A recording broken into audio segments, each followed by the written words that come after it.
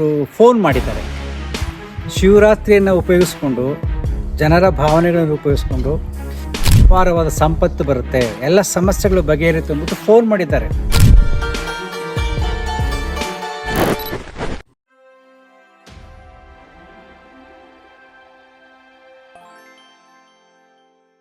ಸಂಸ್ಥೆಯಿಂದ ನಾವು ಮಾತನಾಡ್ತಾ ಇದ್ದೆ ಸರ್.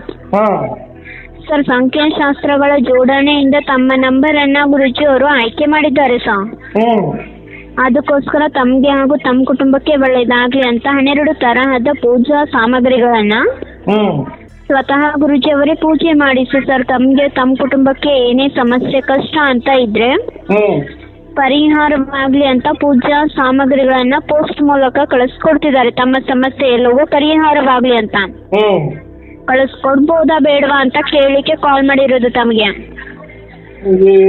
ಇದು ಏನೇನು ಕಳ್ಸ್ಕೊಡ್ತಾರ ಸರ್? ಧನಲಕ್ಷ್ಮಿ ಮೂರ್ತಿ ಅಂತ ಬರುತ್ತೆ, ಧನಲಕ್ಷ್ಮಿ ಪಾದ ಅಂತ ಬರುತ್ತೆ, ಕುಬೇರಣ ಮೂರ್ತಿ, ಕುಬೇರಣ ಪಾದ, ಕುಬೇರಣ 2 ಕೊಂಚಕ್ಕಿಗಳಂತ ಬರುತ್ತೆ ಸರ್.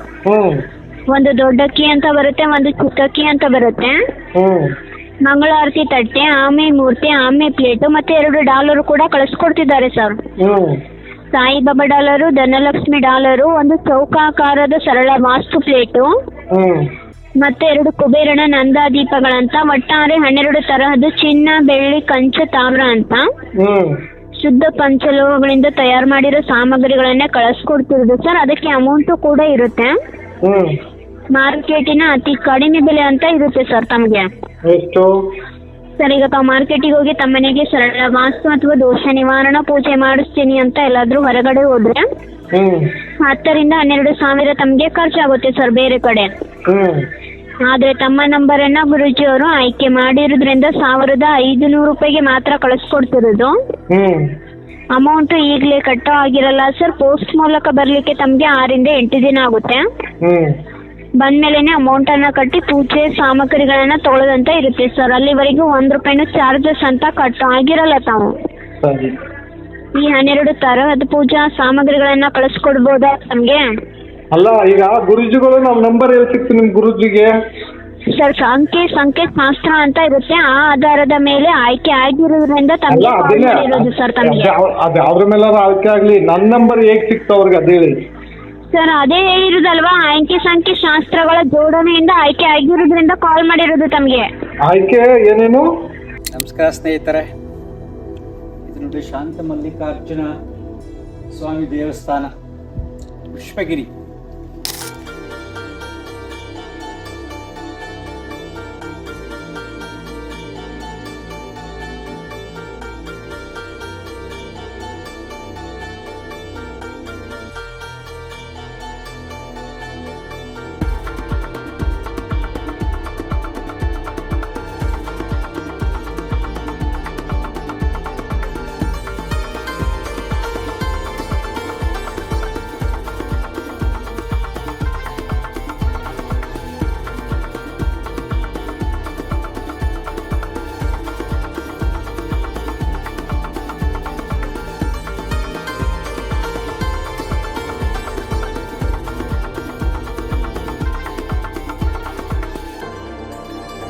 ಇದೊಂದು ಅದ್ಭುತವಾದ ಸ್ಥಳ.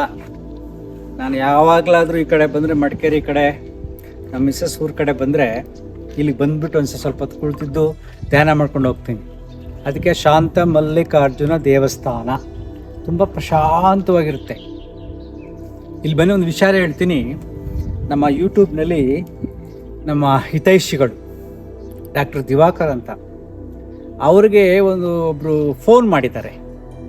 ಶಿವರಾತ್ರಿಯನ್ನು ಉಪಯೋಗಿಸ್ಕೊಂಡು ಜನರ ಭಾವನೆಗಳನ್ನು ಉಪಯೋಗಿಸ್ಕೊಂಡು ಶಿವರಾತ್ರಿಗೋಸ್ಕರ ಸ್ಪೆಷಲ್ ಡಿಸ್ಕೌಂಟ್ ಕೊಡ್ತಾ ಇದ್ದೀವಿ, ನಿಮಗೆ ಕೆಲವರು ವಸ್ತುಗಳನ್ನು ಕೊಡ್ತೀವಿ, ಇದನ್ನು ನಿಮ್ಮ ಮನೆಯಲ್ಲಿ ಇಟ್ಕೊಂಡ್ರೆ ಅಪಾರವಾದ ಸಂಪತ್ತು ಬರುತ್ತೆ, ಎಲ್ಲ ಸಮಸ್ಯೆಗಳು ಬಗೆಹರಿಯುತ್ತೆ ಅಂದ್ಬಿಟ್ಟು ಫೋನ್ ಮಾಡಿದ್ದಾರೆ ಡಾಕ್ಟ್ರಿಗೆ. ಅವರು ನನಗೆ ಆಡಿಯೋ ಕಳಿಸಿ ನೀವು ಇದ್ರ ಬಗ್ಗೆ ಒಂದು ವಿಡಿಯೋ ಮಾಡಿ ಅಂದರು. ಸೊ ನಾನು ಈ ಕಡೆ ಇದ್ದೆ, ಸೋಮವಾರಪೇಟೆ ಕಡೆ, ಇಲ್ಲಿ ಶಾಂತ ಮಲ್ಲಿಕಾರ್ಜುನ ದೇವಸ್ಥಾನಕ್ಕೆ ಬಂದೆ. ಅದು ನೆನಪಾಯಿತು, ಈಗ ಅದನ್ನು ಹೇಳ್ತಾ ಇದ್ದೀನಿ ನೋಡಿ. ಆ ಆಡಿಯೋದಲ್ಲಿ ಕ್ಲಿಯರಾಗಿ ಹೇಳ್ತಾರೆ, ನಿಮಗೆ ಆ ಯಂತ್ರ ಕೊಡ್ತೀವಿ, ಕುಬೇರ ಯಂತ್ರ ಕೊಡ್ತೀವಿ, ಕಾಯಿನ್ ಕೊಡ್ತೀವಿ, ಏನನ್ನೆಲ್ಲ ಕೊಡ್ತೀವಿ. ಮುಂದೆ ಆಡಿಯೋ ಹಾಕ್ತೀನಿ ಕೇಳಿ. ನೀವು ಆಡಿಯೋ ಕೇಳಿದ್ರೆ ಗೊತ್ತಾಗುತ್ತೆ, ಜನರು ಮನುಷ್ಯನ ಭಾವನೆಗಳನ್ನು ಉಪಯೋಗಿಸ್ಕೊಂಡು ಮೋಸ ಮಾಡಕ್ಕೆ ಕಾಯ್ತಾ ಇರ್ತಾರೆ. ಸೊ ಶಿವರಾತ್ರಿನಲ್ಲಿ ಕೆಲವು ರುದ್ರಾಕ್ಷಿ ಮಾಲೆ ಕೊಡ್ತೀನಿ, ತುಂಬ ಒಳ್ಳೇದಾಗುತ್ತೆ, ಆ ದಿನನೇ ಧರಿಸ್ಬೇಕು ಅಂತ ಆ ಭಾವನೆಗಳನ್ನು ಹೇಳಿ ನಿಮ್ಮ ಮನಸ್ಸಿನಲ್ಲಿ ಬಿತ್ತು ವ್ಯಾಪಾರ ಮಾಡ್ತಾರೆ, ಸಾವಿರಾರು ರೂಪಾಯಿ ಚಾರ್ಜ್ ಮಾಡ್ತಾರೆ. ಅದ್ರ ಬಗ್ಗೆ ಎಚ್ಚರಿಸಿಕೆ ನಾನು ಈ ವಿಡಿಯೋ ಮಾಡಿದೆ ನಿಮಗೆ. ನೋಡ್ರಪ್ಪ, ವೆರಿ ವೆರಿ ಸಿಂಪಲ್. ಯಾವುದೇ ವಸ್ತುಗಳಾಗಲಿ ಏನೇ ಆಗಲಿ ನಂಬಿಕೆಯ ಆಧಾರದ ಮೇಲೆ ಅವಕ್ಕೆ ನಾವು ಒಂದು ಬೆಲೆ ಕೊಟ್ಟಿರ್ತೀವಿ ಅಷ್ಟೇ ಹೊರತು ನಿಮಗೆ ಸಡನ್ನಾಗಿ ಮನೇಲಿ ಇಟ್ಕೊಂಡ್ಬಿಟ್ರೆ ಲಕ್ಷ್ಮಿ ಹರಿದು ಬರಲ್ಲ. ಅದು ನಿಮ್ಮ ನಂಬಿಕೆ ಆಧಾರದ ಮೇಲೆ ಒಂಥರ ಫೀಲ್ ಆಗುತ್ತೆ, ಪೂಜೆ ಮಾಡಿದಾಗ ನೋಡಿದಾಗ ಖುಷಿ ಆಗುತ್ತೆ. ಇದನ್ನೇ ಉಪಯೋಗಿಸ್ಕೊಂಡು ಹೆಂಗೆ ಗೊತ್ತಾ, ಶಂಕಾಶಾಸ್ತ್ರ ಪ್ರಕಾರವಾಗಿ ನಿಮ್ಮ ನಂಬರ್ ಬಂದಿದೆ, ಅದರಲ್ಲಿ ಹೇಳ್ತಾರೆ ಆಡಿಯೋ ಕೇಳಿ ಎಷ್ಟು ಚೆನ್ನಾಗಿದೆ ಅಂತ. ಅಂದರೆ ಈ ಥರ ಬೇರೆ ಬೇರೆಯವರೆಲ್ಲ ಕೆಲವರು ನಿಮ್ಮ ಬಾರಿನ ಉಪಯೋಗಿಸ್ಕೊ ತಯಾರಾಗಿರ್ತಾರೆ. ಇದನ್ನು ಎಚ್ಚರಿಕೆಯಿಂದಿರಿ ಅನ್ನೋದಕ್ಕೋಸ್ಕರ ನಾನು ಈ ವಿಡಿಯೋ ಮಾಡಿದೆ. ಶಿವನ ಸನ್ನಿಧಾನದಲ್ಲಿ ಮಾಡ್ತಾ ಇದ್ದೀನಿ.